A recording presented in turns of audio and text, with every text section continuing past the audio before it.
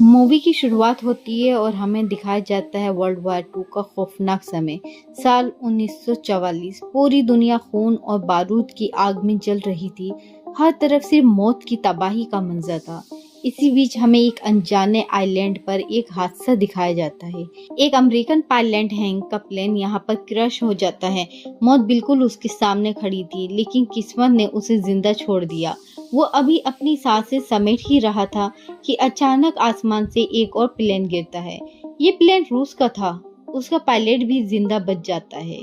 लेकिन उस वक्त ये दोनों सिर्फ इंसान नहीं थे, बल्कि जंग के मैदान के खूंखार दुश्मन थे। जैसे ही उनकी नजरें एक दूसरे से टकराती हैं, उनमें नफरत की चिंगारी भड़क जाती है और दोनों आपस में जान लेने पर उतारू हो जाते हैं। तभी आसमान काला हो जाता है, धरती कांप उठती है और अचानक दो विशाल के हाथ अंधेरे से बाहर आते हैं। ये हाथ थे किंग कॉन्ग के और सीन यहीं कट हो जाता है। अब हमें 1973 का समय दिखाया जाता है। यहाँ हमें मिलता है बिल, मोनार्क नाम की एक रहस्यमय संस्था का हेड। उसकी आंखों में एक जुनून है और उस जुनून का नाम है स्कल आइलैंड। वो एक सेनेटर को आइलैंड का नक्शा दिखाकर कहता है, ये वो जगह है जिसे खुदा ने अधूरा छोड़ दिया, जहाँ से होकर कोई जहाज गुजरा वो कभी लौटकर नहीं आया। और 1954 में जो न्यूक्लियर टेस्ट हुए थे वो टेस्ट नहीं, किसी को मारने की कोशिश थी। सेनेटर पहले हंस देता है, लेकिन जब बिल कहता है अगर रूस वहां पहुंच गया तो पूरी दुनिया बदल जाएगी, तो आखिरकार उसे फंड मिल जाता है। बिल एक टीम बनाता है जिसमें एक सख्त और गुस्से वाला मैनेजर होता है, एक बहादुर सोल्जर होता है, एक गाइड जिसका नाम जेम्स होता है और एक नीडर फोटोग्राफर जिसका नाम मैसन होता है।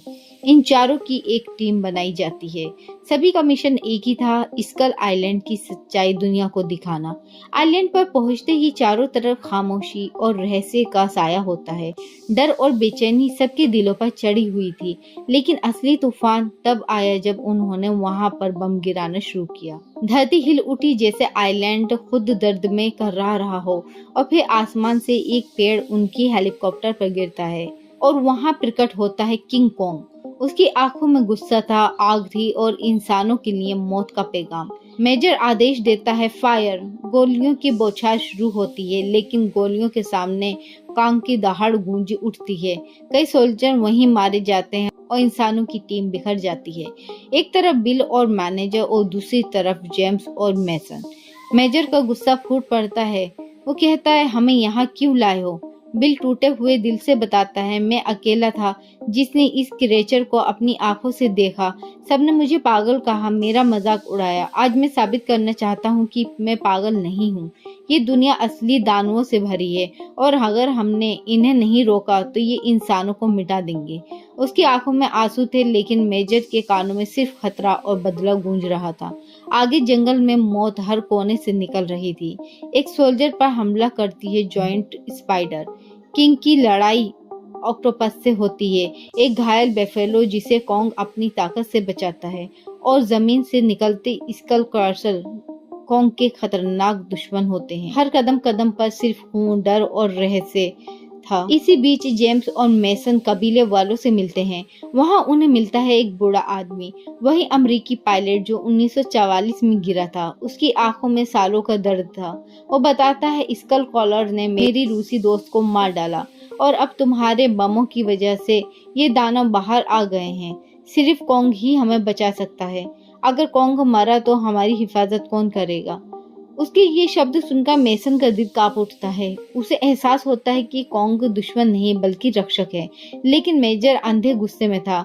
उसका सबसे खास सोल्जर मारा जा चुका था। वो चिल्लाता है अब कॉन्ग बचाएगा नहीं, चाहे वो कितना भी बड़ा क्यों ना हो। ये धरती सिर्फ इंसानों की है। जेम्स उसे रोकता है, नहीं, कॉन्ग दोषी नहीं है, असली खतरा स्कल कॉलर है। लेकिन मेजर की आंखों में सिर्फ खून और बदला था।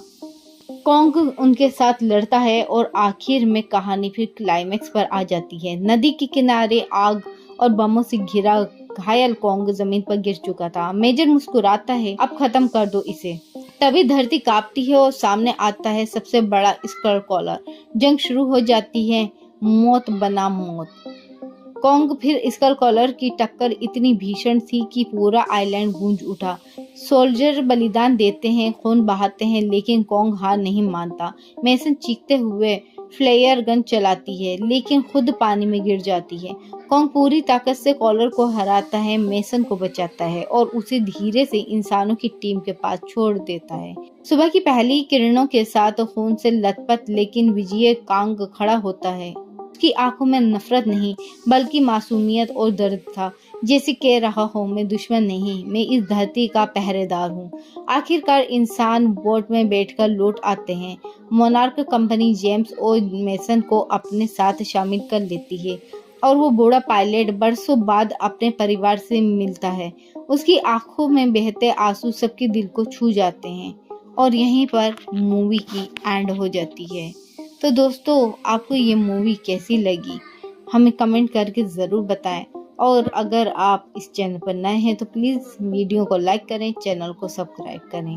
फिर मिलेंगे एक और नई मूवी के साथ। जब तक कि अपना ख्याल रखें। धन्यवाद।